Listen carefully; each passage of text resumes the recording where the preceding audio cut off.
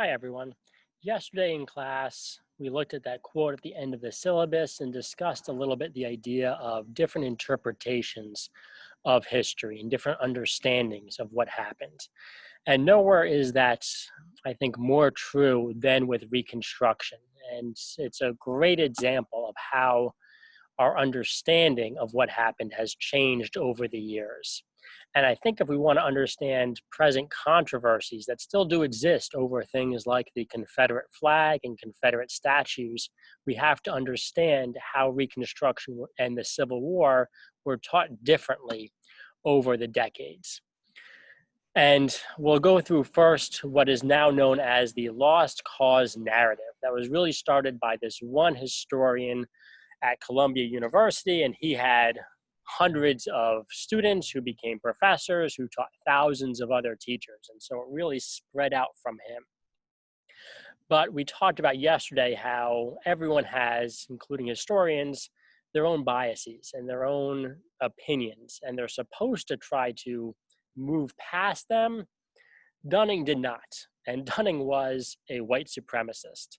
And so that shaped all of his views going into this, and his examination of the Civil War and Reconstruction afterwards were all shaped by that underlying belief he had in white supremacy and in these racist ideologies that were quite common in the early 1900s, really pervasive. And so, according to him, here is what happened. First off, he says the Civil War was never about slavery in the first place, that this was about economic issues, things like tariffs and states' rights. Because even in a racist society, by the 1920s, when Dunning is doing most of his work, even then, everyone was willing to say slavery was wrong. So defending slavery was not going to be the right thing to do. And so he says that's not what they were doing anyway. They were not fighting to defend slavery. They were fighting over things like states' rights, which certainly makes it seem like a much more worthy cause. And so that's what he says the war was really about. By the way, you do have some guided notes for this, and you should be trying to take some notes on this as I go through the video. Then what he says is the South could never win this war, that the North had overwhelming superiority in numbers, and that this was a lost cause then. But for him, that made it even more noble, that you were willing to fight for something even though you know you can't win. You read freshman year To Kill a Mockingbird, and that was one of the great lines from Atticus Finch of that's what real heroism is fighting a worthy fight, even when you know you've lost before it even starts. In his case, for the trial there, he knows he can't win, but it's still the right thing to do, so he's going to fight anyway. And that's what Dunning and everyone who believes in this lost cause narrative will argue, is that this was an impossible war, but because it was fought over the right goals of things like states' rights, that really makes them so much more heroic to go down fighting. And then moving beyond the Civil War, their view was Reconstruction was this continued oppression of the South by the North. That Ulysses S. Grant was so angry and full of hate for the South at the end when he becomes president, he just wants to kick them while they're down. And that's what those Northerners coming south, like the carpetbaggers, as they will call them, that's what they were these hateful Northerners who just wanted to destroy everything that was left of the South because they hated it so much after the war was over. And those are the carpetbaggers coming south.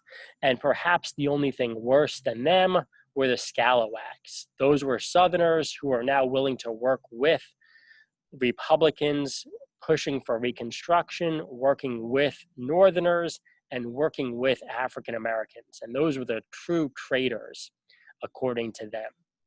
And those were people who were unforgivable afterwards. James Longstreet is a good example, one of the top generals of the South in the Civil War. You won't find any monuments to him in the South because after the war is over, he admits that that was wrong and will work with Northerners, with African Americans to try to push those changes of Reconstruction, and the South will not forgive him for that.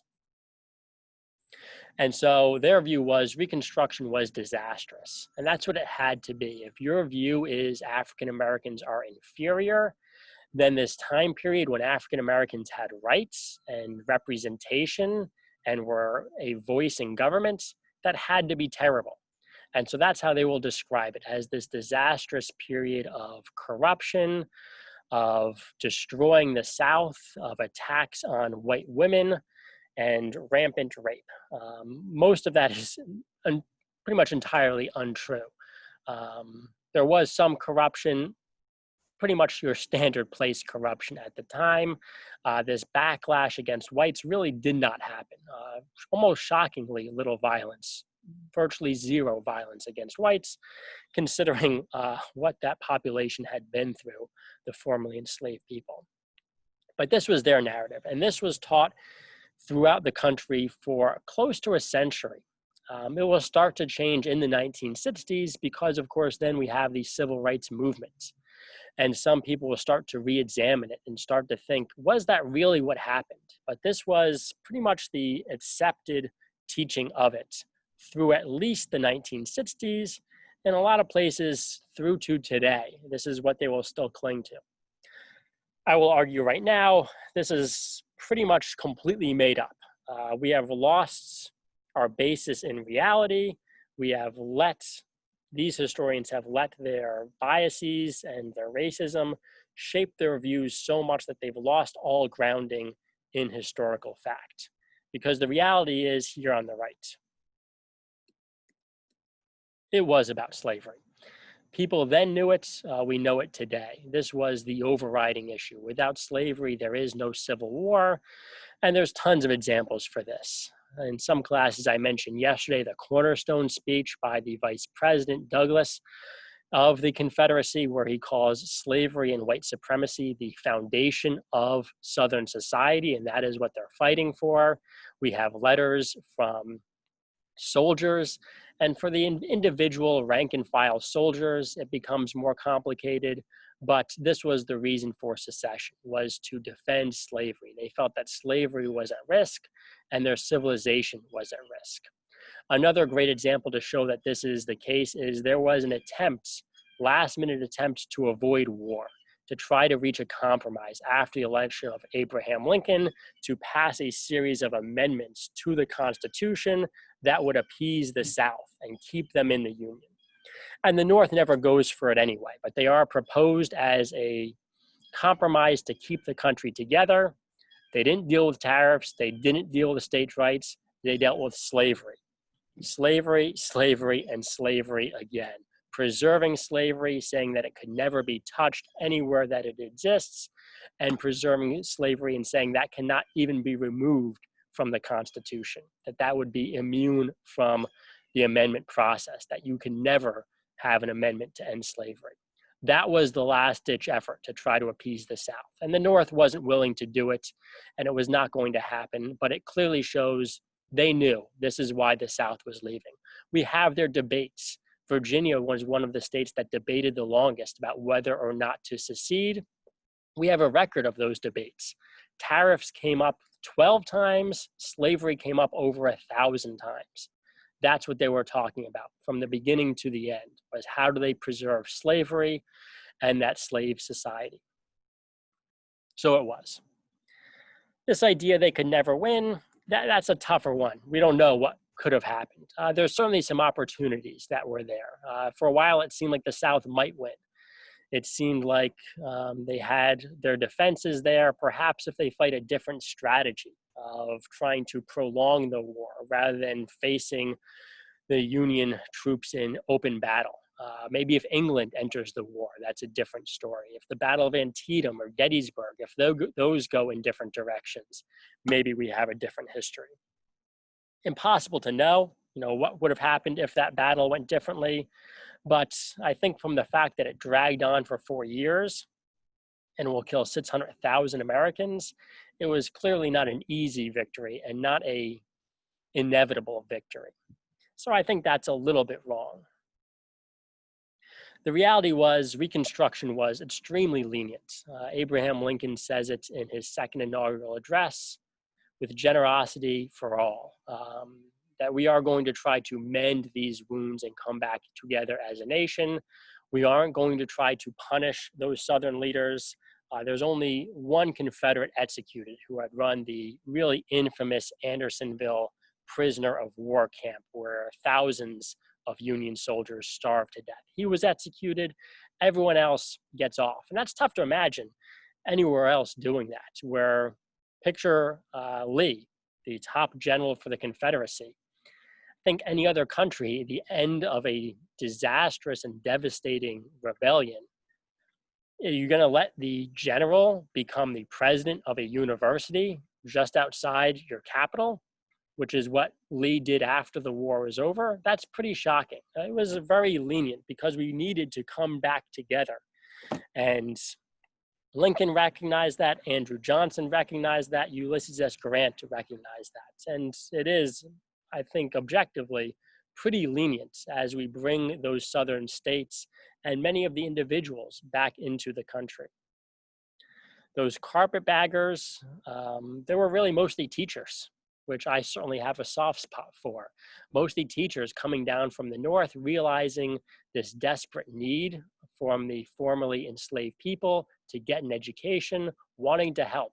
These were mostly idealistic young teachers trying to go down and help people who desperately needed it. Those scalawags, I think those were the real heroes of the South, who recognized a mistake had been made, moving forward, working together with democratically elected governments. Longstreet, I think, redeems himself by working with African Americans and Republicans to try to preserve this new government that is formed in the South, but they are hated by the South. And African Americans, they do have a voice in Reconstruction, but they don't take over. They don't take over any of the state houses. You have hundreds of state legislators, but thousands of white state legislators. The same thing for the House of Representatives and the Senate. There is not this takeover. And these new biracial governments, I would argue, do a really good job of increasing democracy, increasing education, increasing equality, and really do a fairly good job of running those new governments. And so that is the much more, I think, objective history of what happened. But we have to realize how that was taught in order to understand the controversies today that we see over the Confederacy, over these monuments, over the Confederate battle flag. It's important to understand that on this left side, this is what generations of Americans were taught in their school and still believe today, because this is what they were taught. So that's something we have to keep in mind. I'll stop there. I'll see you guys back in class. And yep, that's it for now. We'll talk more in a second.